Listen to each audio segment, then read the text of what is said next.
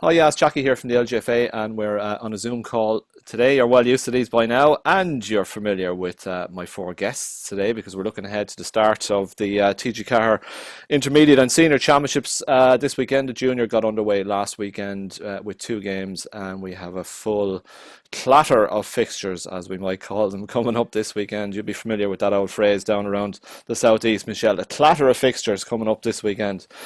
So my guests are Nadine Doherty from Donegal, Caoimhe Morgan, Armagh, Michelle Ryan from Waterford, and Denise Masterson from Dublin, who graced our inter-county fields for many, many years and enjoyed some great success as well. Ladies, how are we all doing?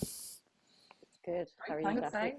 Excellent, excellent, excellent. Nadine, I'm going to come to you first. The group that we're going to look at, which your good self is obviously your own native county, are out on Saturday against Dublin. Kingspan Breffni, 5 o'clock throw-in live on TG4. Fan Sawalia, August Biag, tune in on the TV. Michelle, you can correct me on my Irish there. It's absolutely horrendous, as you would have seen with the interview as you would have seen in the interview with Maura last week, and we'll come to that as well, Michelle, because you'll be on duty with TG Carr again this year. Nadine, Dublin, Donegal. I've seen Donegal motoring quite well during the early stages of a season. I was in Croke Park last year, 2019, when they went to Croke Park and beat Dublin. But we've no line of form to go on. You might have some insight into the Donegal camp and how things are. I presume that the COVID enforced lockdown and what have you will have maybe helped them to an extent, and that I presume all of the players that they would want available are available, Nadine, at the moment. Yeah, as far as I know, Yvonne obviously and Katie would have been in Australia last year. They're at home now. COVID as well, you might have a lot of girls working from home who possibly would have been based in Dublin and around the country. They're at home. So yeah, I'd imagine that really has favoured Donegal in a way. But then again, they've been in lockdown. Don't know how much training that has been done in the last couple of months. What I do know now, Yvonne and Geraldine are apparently going very well in an inside forward line. So we have high hopes resting on the two. No change there. No change, no. But it's good to have them back together and having them inside, because they've been used around the pitch at different times. But I do think the two of them inside, they just complement each other, and they're just absolutely class. So it'll be interesting to see how Dublin set up against them. I'd imagine Niamh Collins will be in there, probably picking up Geraldine, and then will Dublin play a sweeper? Will they put in the extra cover? Because Yvonne just offers a huge dynamic in there. You have Niamh Hegarty feeding them in the ball. Karen Guthrie could be around about the square as well. So look, we've talked about it before. That Donegal forward line, it's absolutely massive. You'd pin most of your hopes on them performing, because when they do, and when Donegal score, they're very hard to beat. They might concede high at the back at times, and I hope they don't go super defensive, because as you said, Jackie, the last few years at the latter end of the season, it hasn't gone well for them.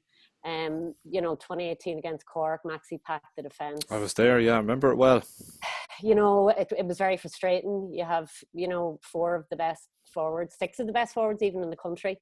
They're starved for possession, and you're losing the game, and you still have 10 people behind the ball, and you're just thinking, what's the game plan here? So hopefully, fingers crossed, the management have learned from that, and they just go toe to toe against Dublin, because when they do, as they did last year in Croke Park, and I know it's the league and people say it's the league, but I thought it was one of the best footballing performances I've seen in Croke Park in a long time, and Dublin just didn't know what to do with Donegal. So if Donegal are brave enough and they play football, just that natural football that they can play, then I think they'll cause Dublin problems. Because as you said, we have nothing to go by.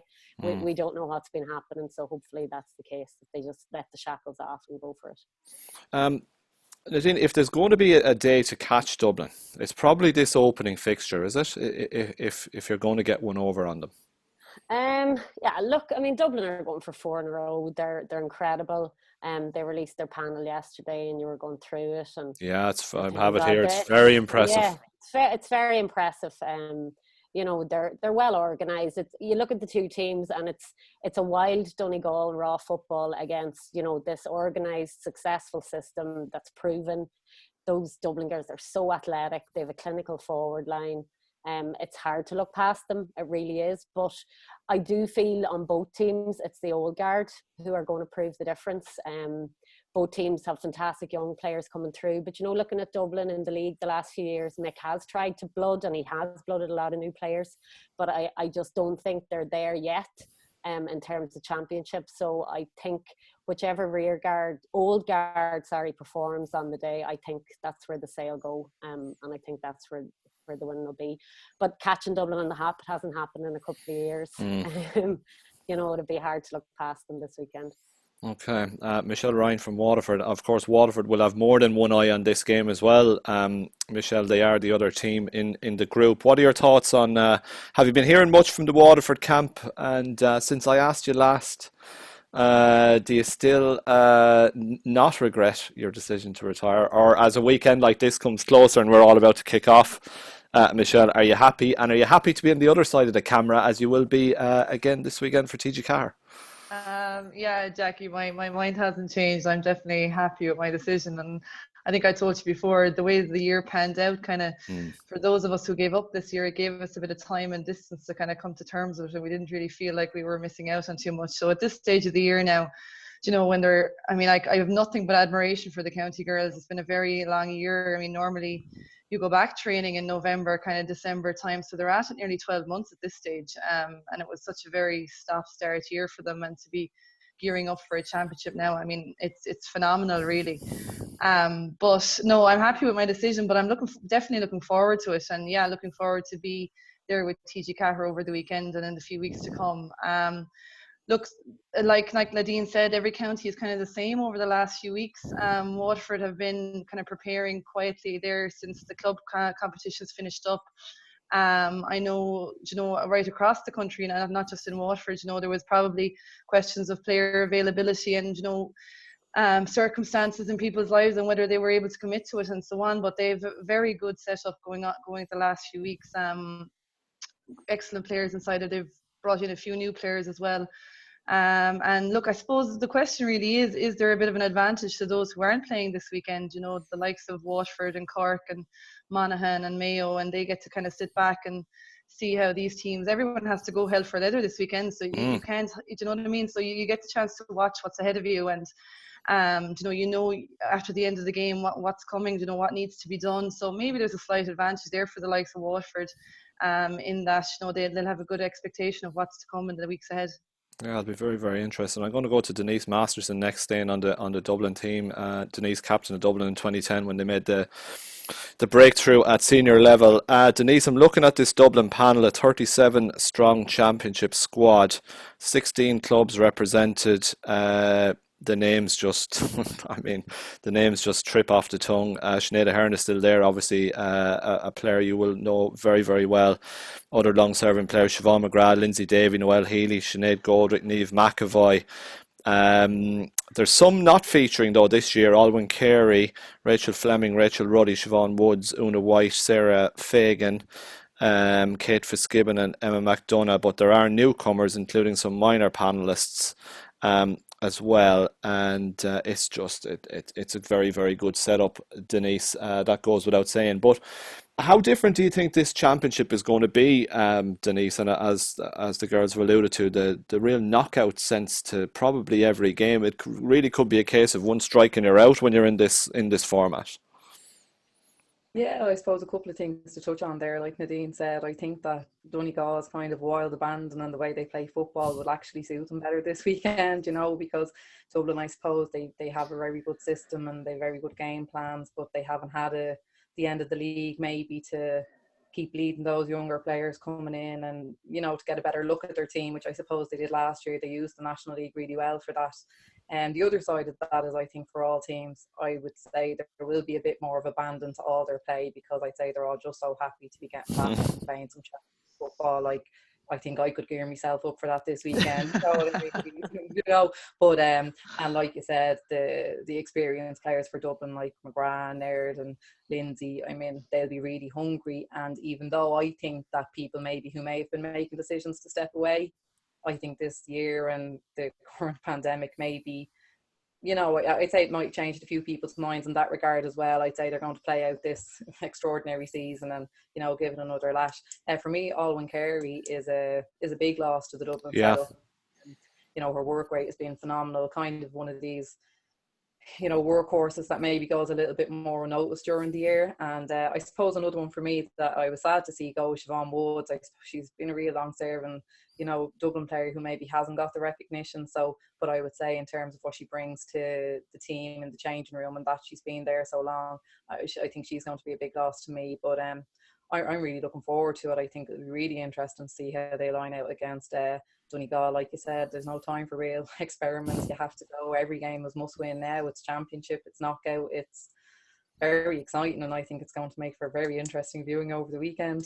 Yeah, it's going to be great. So we have the three live matches coming over the weekend, and the first of those, and it leads me nicely to Caoimhe Morgan in Armagh, is Armagh against Tyrone from Kingspan Breffni tomorrow evening, Friday, as we're recording.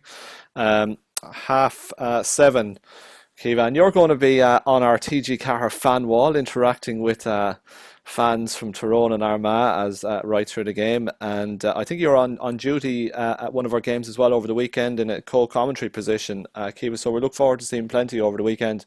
Armagh Tyrone, they met recently, obviously, Caoimhe, in the Ulster semi-final. Armagh came out on top quite comprehensively. I was actually surprised by the winning margin, but can you put too much stock into that game, Caoimhe, and how much different will this one be tomorrow evening? Like as the girls have said already, COVID has led us to kind of not really know where people are at and what people have been doing. And, I was a wee bit shocked. I thought I had watched Tyrone and Armagh play previously in the league in February time, and Tyrone were well organised. They were, they really took it to Armagh and beat them fair and square. They were the better team on the day. And then a couple of weeks ago, I really didn't think, Armagh were going to beat them by as much as they did, and they played really well. They were really well organised, and Tyrone just didn't seem to be at the races. So it's hard to judge, as we've all said there, what people have been able to do over this pandemic. So it leaves a bit of a strange kind of open draw for everybody. But I suppose, asking me there how I think it's going to go tomorrow night, I would be cautious, because it casts my mind back to the olden days in 2007. When we played Tyrone in the Ulster final and we beat them, and then a couple of weeks later we played them again in the quarter final and they beat us in the All-Ireland series. So, Tyrone are not a team to take lightly at all, and I know the girls, Armagh girls, will be going in cautious. They'll not be thinking it's going to be a walkover or anything like that. As we've said, it's championship, it's knockout. So I know Armagh have been preparing hard for this, and they've been kind of put into the back of their mind, the game the last couple of weeks. And they'll be ready for probably a different Tyrone outfit here. Because Tyrone came out of a group with Mayo and Donegal, if my memory serves me correct, last year in the All-Ireland series, which was no mean feat. They scalped Donegal in that series as well and lost narrowly to Mayo. So when it comes to championship, there is that little bit of pedigree there. They made a very impressive step up back up to senior last year. Yeah, I think a couple of weeks ago, their shooting power wasn't really working out for them. In the second half against Armagh, Armagh only scored 3 points, so it was really a game of two halves. And if Tyrone had had their shooting boots on in the second half, it could have been much tighter. So I don't think the scoreline reflects actually, how tight the match could have been. So I'm hoping Armagh are prepared and will be cautious going into this, thinking, this is really going to be a battle. So it's Armagh Tyrone on Friday evening. It's Dublin Donegal on Saturday evening. And before that, it's Tipperary against Galway, which is obviously Galway last year's beaten finalists and Tipperary last year's intermediate champions. And then on Sunday we have Cavan against Kerry, and we'll be streaming that on the LGFA Facebook page. So the other three senior games are live on TG4 over the weekend, and Cavan Kerry on the LGFA Facebook page on Sunday. Nadine, what are you looking forward to most over the weekend, bar Dublin Donegal, obviously with the Donegal hat on? There's some nice fixtures to get us underway. Yeah, well, just going back on the Tyrone Armagh fixture, I think obviously, any Ulster fixture is obviously a good one. Great to see Amy Mackin back as well. Yes. It'll be nice to see how she's moved on from a few weeks ago, because she had a great game, and great to see Caroline O'Hanlon still there. I think on that fixture, any game that Caroline O'Hanlon plays, I just think Armagh have a chance of beating anybody on their day. Looking forward to seeing Tip and Galway. Galway, have they moved on from the final last year? It'll be interesting to see. I was disappointed with their performance against Dublin in the rain, and I just thought tactically they weren't able to to adjust. Will that still be playing on their minds? And look, they're coming up against a Tip team who have had a decent run in the league before COVID, up from senior, and no more than Caroline O'Hanlon. It'll be lovely to see Aisling Maloney grace our fields, not on a camogie field, thankfully. This week we'll have her at the football, but yeah, that for me that'll be a good game. And then Kerry and Cavan, I think that'll be interesting as well. Kerry I think they were 5 for 5 in the league, were they, before it finished up? And yeah, they were doing particularly well. Yeah.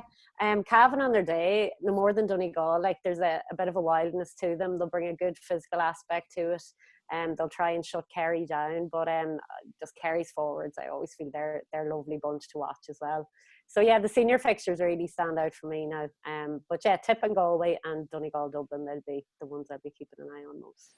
Good stuff, Nadine. Michelle, which obviously there are 3 TG4 live games this weekend. Are you where are you tomorrow? Are you in Breffni tomorrow night and Saturday, or what's your movements this weekend?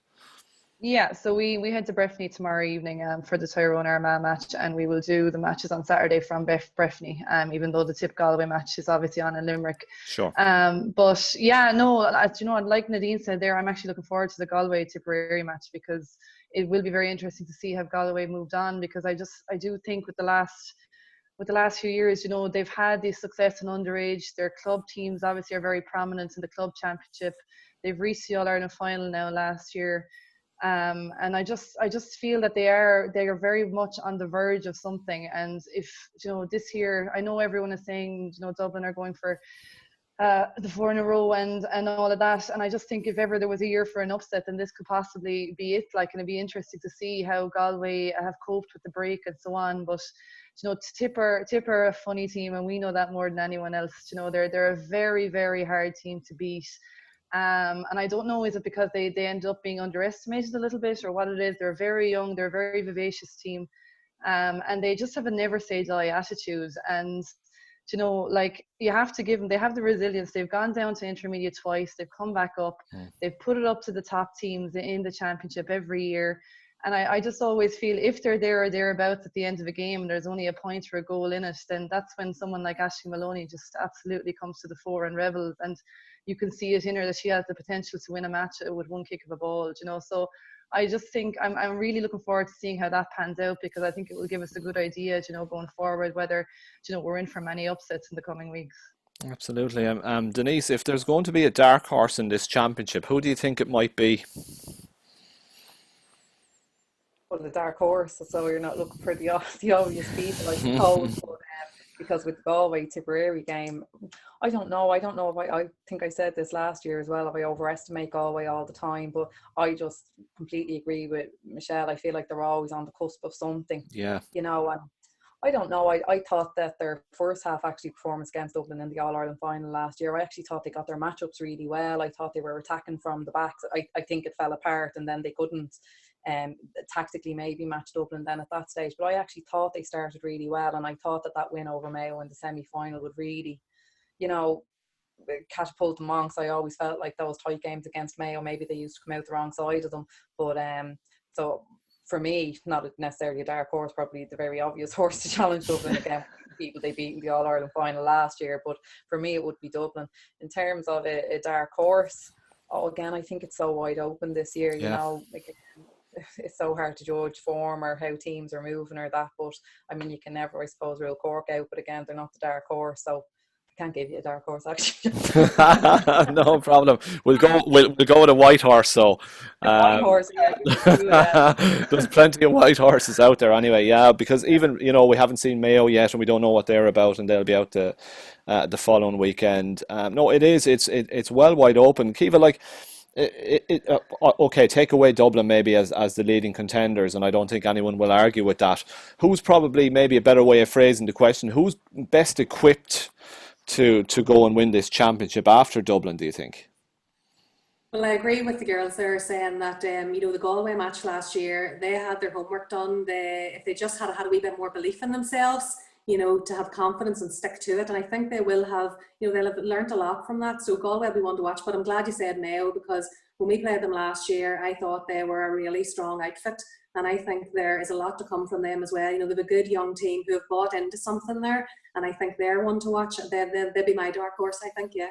Yeah, so it's no, it's all set up for a cracking start to the senior championship, and that's all to come over the weekend. But we do, folks, also have obviously our intermediate and junior championship. So just looking through the list of fixtures on Saturday, we've got Wexford against Offaly, Longford against Westmeath. Westmeath went down from senior last year. They'll be looking to get right back up into the senior ranks as quick as possible. Fermanagh Wicklow playing the junior championship on Saturday. On Sunday, then we have Meath, who have lost the last two intermediate finals. They're up against Down. Kildare and Clare could be a really interesting game. In the junior championship, then we have Antrim and Limerick, and back to the intermediate as well. We have Sligo against Laois. Just looking at the junior one very quickly. Nadine, Fermanagh are playing Wicklow. Wicklow were out last weekend. Fermanagh got all the way to a final last year and were unfortunate to lose out at Croke Park. Are they a team that can step up and challenge in this competition again? Now, Wicklow obviously came down from intermediate last year, so they're a strong outfit. But will Fermanagh fancy their chances of perhaps getting back to a junior final again? I'd imagine they will. I mean, with 6 teams in the division, they'd have strong enough hopes, having, as you said, got to the final last year. Themselves and Wicklow have kind of been bouncing up and down the last few years, Yeah. and they're always thereabouts. Look, I know Fermanagh have lost a few players this year. I think they've lost their captain, or one of their tallest players. She had a baby, but yeah, look, they'll be thereabouts. COVID could have done them a few favours as well. You know, there might be players at home who possibly wouldn't have been. Wicklow had a big win last weekend. Yes. Yeah, a good one, and I'd say they'll be happy enough to have one game under their belt, because, you know, essentially that would put them in a semi-final. So, you know, look, I tip them to win that match this weekend, and Fermanagh to come out of the group as well. But I think really, you know, looking through those 6 teams, you're probably looking Fermanagh, Wicklow, Limerick, and then probably Antrim, I'd imagine, to make up your semi-finals. But look, it's wide open. Like, you know, you can win a junior championship in 4 games. Like, you know, I'd say there's a lot of players who have decided to play this year for that reason alone, you know, because it'll be a short season for them, even though they've probably been training away themselves the last couple of months. But yeah, look, Fermanagh, Wicklow be a toss-up, I'd say, between the two of them. And if they do get out of that group, you could be looking at the two of them in a final. Quite possibly. Yeah. Potential. Yeah. Yeah, quite possibly, Nadine. It's a good summation of the junior championship there. Michelle, I think we did a piece, correct me if I'm wrong, on Meath. I might have got you to do a piece on Meath and the mentality of Meath. And after losing 2 successive intermediate finals, here they are. They're back. They're here for another crack at it. I suppose looking around the landscape, Westmeath are in there as well. With them after coming down from senior, but Meath are a pretty decent outfit, and they'll probably fancy their chances of going one step further and finally landing that title. They will, and you know what? There's nothing that will test your mental strength more than losing All-Ireland finals in Croke Park, and you know that it'll test the hunger, it'll test the strength, it'll test everything. You know, and in fairness to them, they've come back last year and are going to come back again this year, and. I suppose I remember ourselves, we used to go down intermediate, and then, you know, whoever used to be relegated, they were obviously the top pins, and you were aiming to kind of to hit them as hard as you possibly could, because it'll give you a good idea as to, you know, your chances in the year going forward. But look, Meath are a very, very good side, and they showed that against an excellent intermediate team in Tipperary last year, who are now our senior team. And you know, they have the potential to do it. It's just about sticking together. It really is. And you really have to, I suppose, over that, and I've no doubt they've done this over the last number of months, and the last 12 months, is kind of just reconfigure and reanalyze. And sometimes you have to break things down even more than you normally would to kind of get to where you want to go to. Now, having said that, Westmeath will post stiff opposition in the intermediate group, but as well, like I'm looking at even the game against Kildare and Clare this weekend. I think it's interesting enough. I mean, I know we shouldn't really. It's hard to put too much emphasis on the league, but Kildare were going very, very well. You know, they were going excellently. and we're looking forward to the latter stages of the league. And you're coming up against a Clare team who, do you know what, always have a bit of bite in them. There's a good bit of fight in those players. And it depends on, I suppose, what players take to the pitch on the day. For Clare, sometimes there's people not available to them through camogie for camogie reasons or whatever it is. But you know, I think they're kind of the top 4 teams I would be looking at the minute. But you know, it's hard to rule anyone out, because intermediate division is very, very competitive. Very, very competitive. There's never a huge amount between the teams. You don't really see teams getting beaten by cricket scores. So it will all come down to form and who has adapted best over the last number of weeks and months. But that goes for all the grades, to be honest. Yeah, absolutely. Denise, just a general question on how you think preparations for teams will have been so much different during the times that we're in. And we've mentioned some of the runners and riders in the intermediate championship there, the likes of Kildare, Meath and Westmeath, who are all Leinster counties, obviously. And we're in a situation at the moment where the only senior championship county is Dublin. So how good would it be for the province of Leinster if you could at least get another team back up senior? And we do hopefully get back to some sense of normality next year, and there is a Leinster final to play for. Yeah, and that was a great thing for me from the league as well, how well the Leinster teams were moving. And I mean, like Michelle said, the 3 Leinster teams there, Meath, Westmeath and Kildare, like they have to be, you know, there or thereabouts for an intermediate championship win this year. And, you know, it'll be great for Leinster. I mean, I found it really disheartening. I suppose that Dublin were there on their own, and I suppose with the way now that it's all worked out, it doesn't make any difference that Dublin are, you know, there is no provincial championship, so to speak, this year, you know, which is probably not a bad thing considering Dublin were on their own there this year.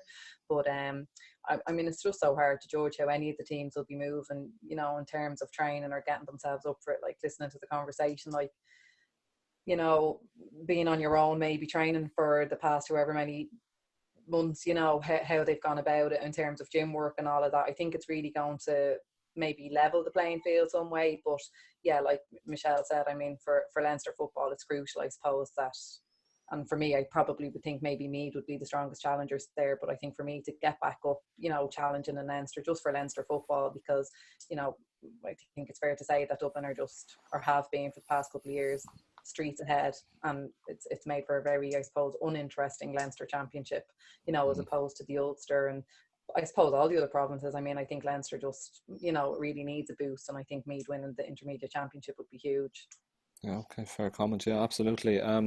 Kiva, just in terms of maybe looking at it from a management point of view and the run of games that's coming for players, and you know, coming in quite cold in many respects. How conscious will managers be of you know, to actually use that word, manage their squads and try to avoid the risk of injury for players when they're, you know, they're not at the maybe for the first game at least, are not a championship pitch. How much of that will come into managers' thinking before the games? Oh, it'll be paramount. You know, I'm hearing from the girls, you know, my sisters that are playing, you know, just about how organised things have to be, and the protection of the players is probably, you know, there's so much more emphasis on it now. And as you're saying, like, you know, you just don't know what players have done on their own, and, you know, where they're at with injury, or, you know, how they're coming along, if they've been looking after themselves. You know, it's very difficult for management. I have serious respect for them, how they've, you know, had to manage teams through all of this. You know, I'm worrying about the girls and their mental health as well, you know, having to make sure that, you know, because when you're training on your own, as I know, and Michelle and I knows too, you know, it's difficult, you know, you're thinking about, you know, you'd mentioned, Jackie, before about the team aspect. You know, this is a time where you've had to really look intrinsically into yourself and say, you know, I have to keep myself going for a team here. So you'll see real character in players, you know, where they're at and how that feeds into the team spirit. So it's brought a new dynamic, this COVID, but I think it'll be a dynamic that, you know, people will be able to use going forward. Like, how do I motivate myself on my own, and where does that feed into, you know, management keeping an eye on how we're getting on? And yeah, I have serious respect for management at the minute, because it's hard enough to try and get a team prepared when things are normal and going well, but to have to do it in these circumstances, you know, it's testimony to them, you know, because things do seem to be going okay. You know, the feedback that I'm getting from the players, you know, management are, you know, across the board, I'm sure, you know, and not only in Armagh, but in counties, are really looking after their players. You know, and making sure that everything is done well, that, you know, all the COVID guidelines are followed, and, you know, the players are being looked after. And I think that's really important. Absolutely, yeah.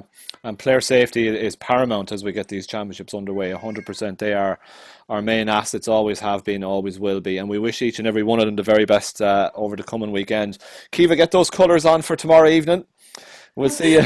We'll see you on the fan wall. I'll retract the jersey and get the kids and all the flags up. Yeah, absolutely, absolutely.